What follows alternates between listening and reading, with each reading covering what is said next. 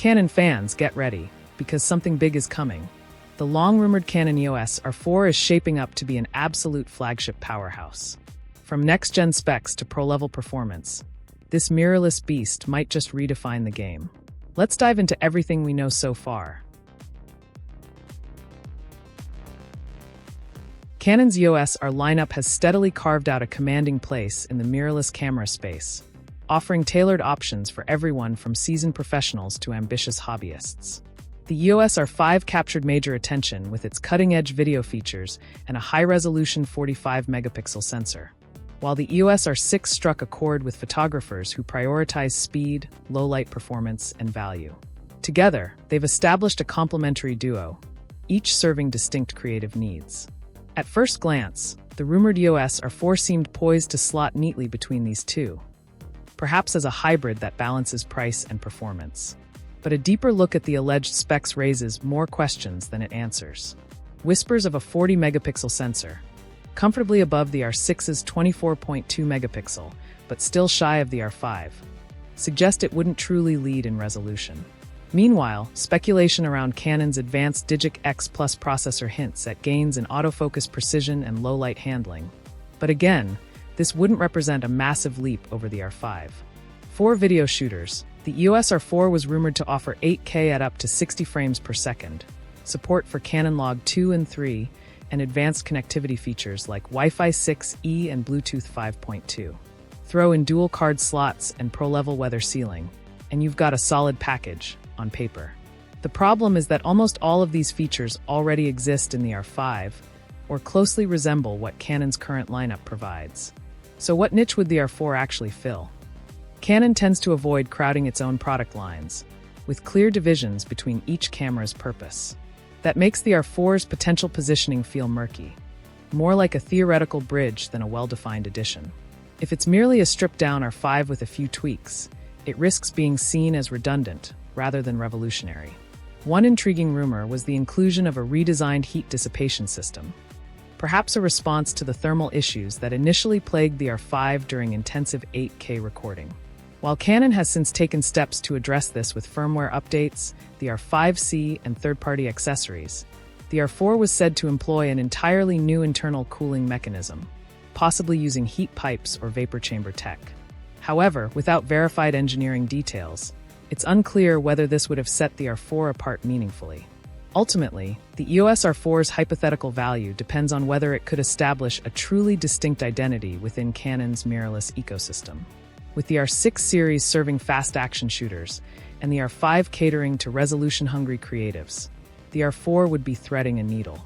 Unless it brought something genuinely new to the table, it could end up caught in the middle, failing to offer a compelling reason for buyers to choose it over the already strong options on either side. If the rumored Canon EOS R4 had come to fruition, it would likely have been perceived as a light version of the EOS R5, similar in core capabilities, yet lacking enough differentiation to carve out its own niche. In terms of hardware and performance, the R4 would have sat awkwardly close to the R5, raising a key question. What unique value would it have offered to justify its place in Canon's lineup? But beyond the technical overlap and market segmentation, there's a subtler, culturally driven factor that might explain why we haven't seen an R4, and may never. In East Asian cultures, particularly in Japan where Canon is headquartered, the number 4 is widely associated with bad luck due to its phonetic similarity to the word for death in Japanese, Chinese, and Korean.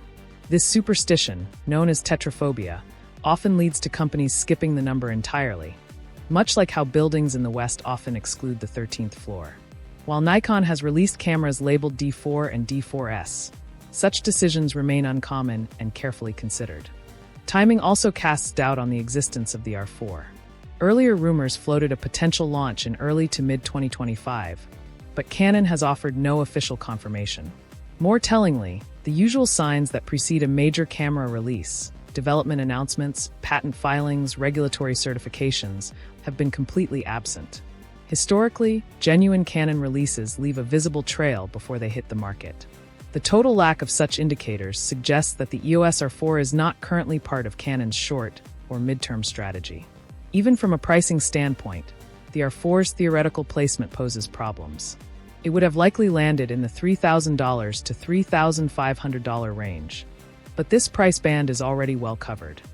The R5 is regularly discounted and remains an attractive choice for serious creatives, while the R6 series continues to dominate the prosumer segment with its strong low-light performance and fast shooting capabilities. The R4, had it existed, would have struggled to attract buyers. It wouldn't have offered enough innovation to pull professionals from the R5, nor enough value to steer budget-conscious users away from the R6 line.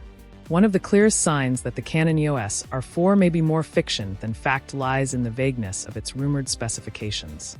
When credible leaks surface, they tend to offer highly specific technical information. Details like buffer capacity, frame rates for continuous shooting, video bitrates, supported codecs, stabilization systems, and thermal design. These specifics give weight to a leak and help distinguish genuine pre-release insights from unfounded speculation. In the case of the EOS R4, most of this critical information is conspicuously absent. We've heard vague mentions of 8K recording capabilities, but with no clarity on whether this refers to full-frame oversampling, sensor cropping, or codec limitations. These gaps hint not at insider knowledge, but at speculation driven more by community wish lists than internal development leaks. When you zoom out and look at Canon's broader product roadmap, it becomes even harder to justify the existence of an R4. Canon appears to be doubling down on improving and evolving its already successful models, rather than inserting unnecessary complexity into its lineup. The features rumored for the R4 either already exist in the R5 or fall short of offering any meaningful innovation. From a strategic standpoint, introducing such a model would muddy Canon's clean segmentation and likely cause confusion among buyers. There's also the logistical and cultural context to consider. With the number 4 considered unlucky in East Asian cultures, it wouldn't be surprising if Canon chose to bypassing the R4 designation entirely. In light of all this, the Canon EOS R4 begins to look less like an upcoming release and more like a placeholder, an idea born from user anticipation rather than Canon's actual product strategy. If you're holding out for this mythical middle ground model, it might be time to reassess.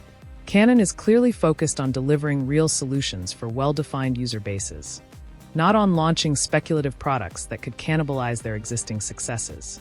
The smarter move for most creatives is either to invest in the proven, capable models already available, or wait for Canon's next confirmed release, one backed by clear signals, not rumors. Of course, speculation will always have its place in the photography community. It keeps the conversation lively. But understanding how brands like Canon actually develop, position, and release their products helps ground those conversations in reality. What about you? Do you think there's still room for a camera like the EOS R4 in Canon's mirrorless lineup? Or is it best left on the drawing board? Let us know in the comments.